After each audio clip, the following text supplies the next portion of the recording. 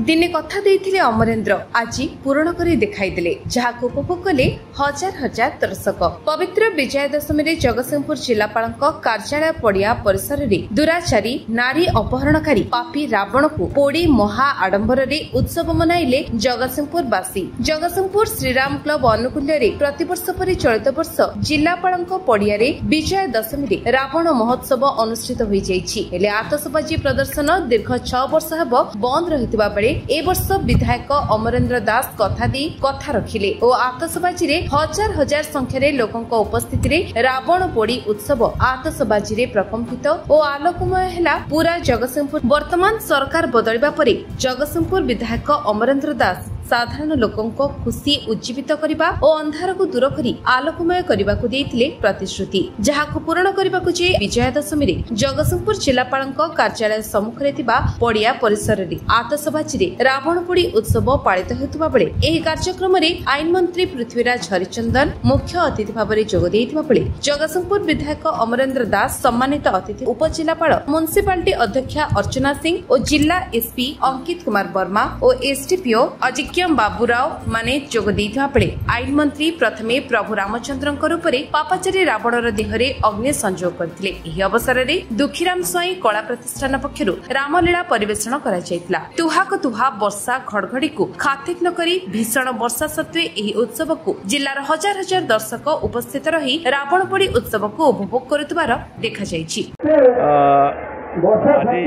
माँ दुर्गांकर धरावतरण माँ काली पुणी वर्षक आमठू मेलाणी नहीं फेरी जीवे महाप्रभु श्रीरामचंद्रंकर भी आज दिन में एक दुष्ट शक्तिर प्रतीक अधर्मर प्रतीक अन्यायर प्रतीक असत्यर प्रतीक रावण उपरे विजय लाभ करने दिन आज जगतसिंहपुर पवित्र माटी रे ए वीर माटी रे ए संस्कृति संपन्न माटी रे रावण पोड़ी महोत्सव आरंभ होगा जाऊँगी। धन्यवाद देवी माननीय विधायक व्यक्तिगत उद्यम फल एक संभव भी होती किछि वर्ष बंद था आज पुणी आरंभ होती। आज गोटे कथा तो स्पष्ट अंततः रावण पोड़ी सहित गोटे कथा आम समस्त भितर जागरित हो अंकुरित हो आम समस्ते असत्य अन्याय अधर्म एक को छाड़ा एवं रावणर जो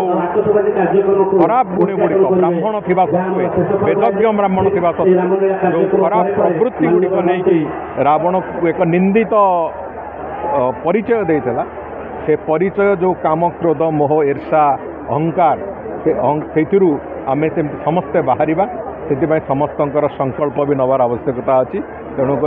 आज दिन में मु भावुची आम समस्त भितर महाप्रभु श्री जगन्नाथ करुणारू प्रभु श्रीराम करुणारू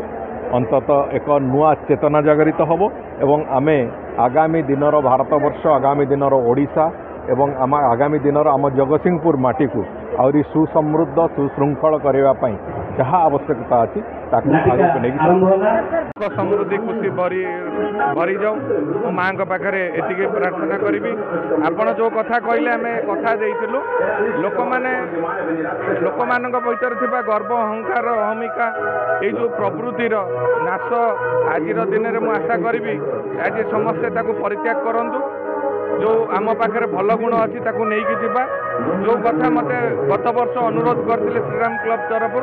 आम चेष्टा करूँ समस्त को एकजुट करने जिला प्रशासन ठार आरंभ कर म्युनिसिपालिटी ठार आरंभ कर समस्त सहयोग मिलवा पर आम चिंता कलु प्रदूषण को कम कर लोकंर कहारी क्षति हम ना क्षति न होकर आतशबाजी जदि है लोक मानकर मनोरंजन हो पार ताले से कार्यक्रम हवा उचित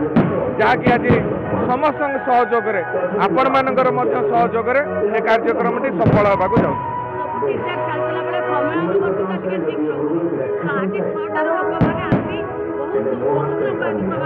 आपण जहाँ कहते ठीक कहते लोक 6टा पूर्व आसती गत काली ठारू वर्षा जारी रही मान्यवर मंत्री जो टाइम देते आसी पहुँचवाई बाटरे भुवनेश्वर बाहर भितर भुवनेश्वर कटक दे जगतसिंहपुर सबु जगार यही दशहरा विजय दशमी प्रबल भिड़ एस्कॉर्ट रे आसिले जो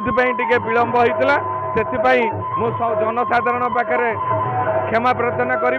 जे ए कथा को कई धरवे ना क्या आज एटी जमी जनसमागम बाट जाक भुवनेश्वर रु जगतसिंहपुर जाए जनसमागम तेणु से विलम्ब कई न धरवा उचित। मो ना विजय कुमार राउत मु श्रीराम क्लब संपादक। चलित वर्ष 37तम रावणपोड़ी उत्सव आम पालन करने को जाऊँ आ मात्र अल्प समय मध्य आमर अतिथि आसी आम पाखे पहुँचे। यही रावणपोड़ी उत्सव श्रीराम क्लब आनुकूल्य दीर्घ 37 वर्ष धरी यही पड़िया अनुष्ठित हो आसुछि। जगतसिंहपुर जिलार